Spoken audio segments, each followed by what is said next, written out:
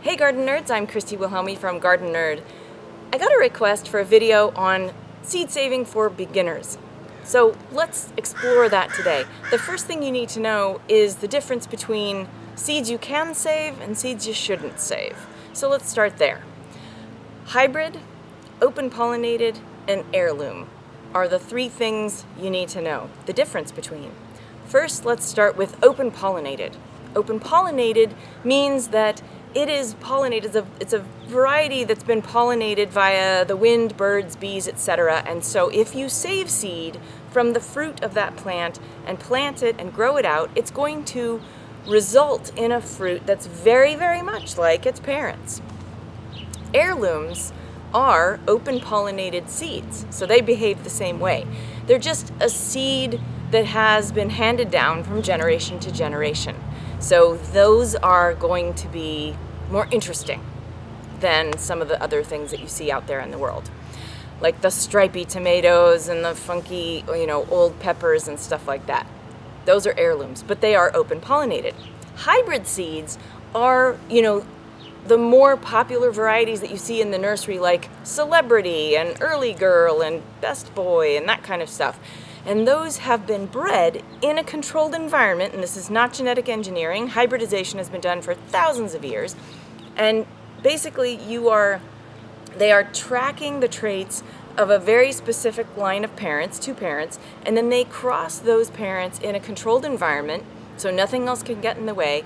And the fruit that results from that pairing, the seeds from those are grown out, and that is an F1, filial uno. It is the first generation of hybrid seeds. Now, if you grow seeds from that plant out, from that variety that's labeled as an F1 or a hybrid, you're going to end up with seeds that are not stable. They're going to revert back to something in their genetic makeup that may be completely different from what you expect. So they're a wild card, and you don't generally want to save seeds from hybrids because you can't guarantee that they're going to grow up to be just like their parents. If you're patient and you've got about 7 years, you can stabilize a hybrid, but we're talking about this for beginners. So choose open pollinated and heirloom varieties to grow, and then you can save those seeds. All right, that's part one. Part two is saving the seeds themselves.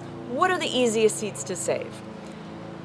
The things you want to save seeds from are from plants that are self-pollinating, really meaning that they have both male and female parts in the same flower. Plants that have both male and female parts in the same flower are things like beans, peas, lettuces, peppers, and tomatoes. And I know that people say that tomatoes can cross-pollinate and peppers can cross-pollinate, but it's not something that happens very often, and these are really easy seeds to save. So let's start with those. Beans and peas are really easy. You grow them out on the vine, you leave them on the vine until they dry and get brittle, and when you kind of whittle them in your hands, they will shake like a rattle. And if you leave them too long, the pods will shatter and the seeds will scatter all by themselves. The pods will shatter and the seeds will scatter. That's hard to say. The pods will shatter and the seeds will scatter. So you want to catch them before then. But you want them to be dry and crisp and not give really in your hand at all. And they need to shake like a rattle. And then gather those, put them in a bag, and then you can just kind of stick your hands in the bag and rough things up in there, or pop them open one by one. And then there's a whole thing about winnowing that we'll talk about in a different video, but basically that's the idea.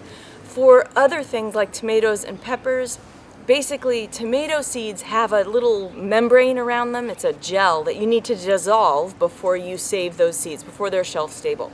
It sounds really intimidating, but it's actually really easy to do. And I'll put a link in the description about to a blog post that will help you figure out how to solve this problem. Basically, you soak them in water for a few days, the fermentation happens, that membrane wears off, and then all the foam and gross stuff rises to the top. You scoop that off, you rinse the seeds out, let them dry on a paper towel, and voila, you've got tomato seeds for next year. Peppers, honestly, let the peppers dry, just like peas and beans. on the plant or off the plant. You just want them to dry without getting moldy, so in a dry location. And then you're going to pop them open and dump out the seeds, let those continue to dry.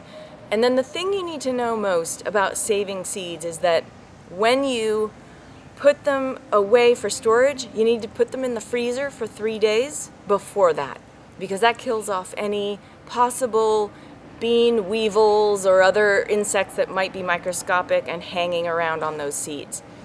Very important thing to do. You can also save seeds from herbs, like this parsley behind me.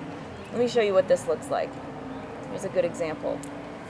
So, parsley, get up here. All right, parsley has a flower, and when it goes to flower, it eventually turns into little seeds like this. Now these seeds are still green. They are not ready. But when these turn brown, I can then pull these off, put them in a bag, save these seeds, and or scatter them around the yard, which is what I do most of the time here at Gardenerd headquarters, and then just, they'll reseed themselves next year, or you can seed them on purpose in the places you want.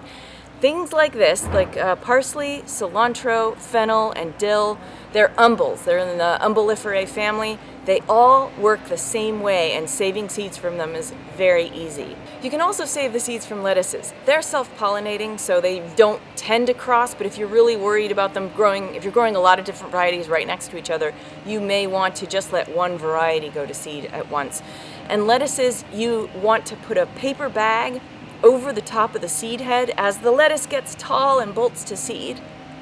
Put a paper bag over the top, staple it around the bottom, so that when the seeds do dry out, just leave them there in the garden. Let it get ugly.